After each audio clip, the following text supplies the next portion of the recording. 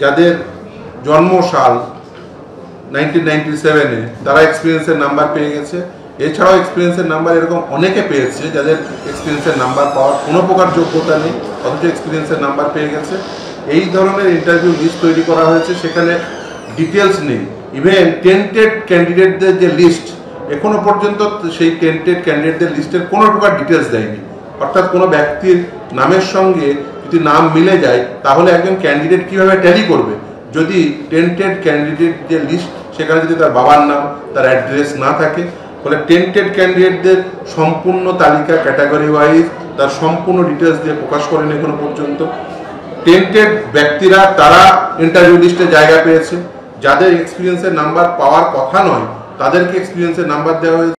যে লিস্টটা বেরিয়েছে সেটা পুঙ্খানুপুঙ্খভাবে দেখেছি এবং অবশ্যই যে অ্যালিগেশন এসেছে সেটা আমরা দেখেছি যে হ্যাঁ, টেন্টেড টিচারদের নাম ওখানে রয়েছে।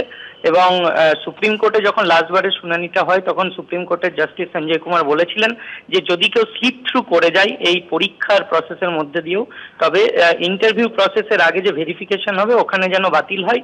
এবং আগামী দিনে ভেরিফিকেশনটা প্রথমে আছে, তো ভেরিফিকেশনেই এগুলো বাতিল হবে।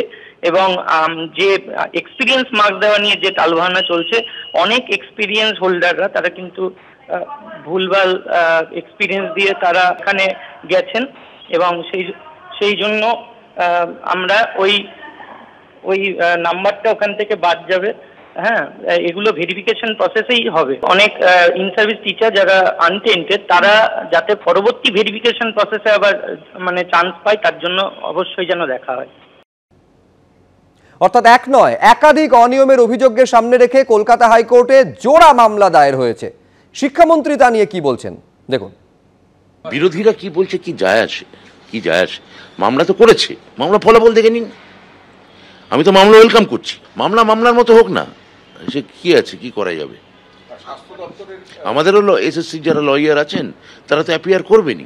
শিক্ষামন্ত্রী বলছেন এসএসসির জ্ঞান তো কোনো দাগি প্রার্থীর নাম তালিকায় ওঠেনি, কিন্তু দাগি প্রার্থীর নাম উঠেছে এই অভিযোগে মামলা দায়ের হয়ে গিয়েছে আজ কলকাতা হাইকোর্টে।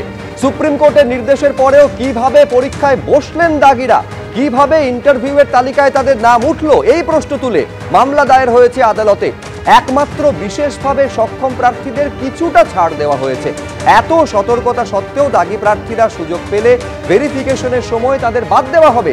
স্কুল সার্ভিস কমিশনের হাতে সেই ক্ষমতা সব সময়ই আছে। প্রেস বিবৃতিতে একথা জানিয়েছে স্কুল শিক্ষা দপ্তর।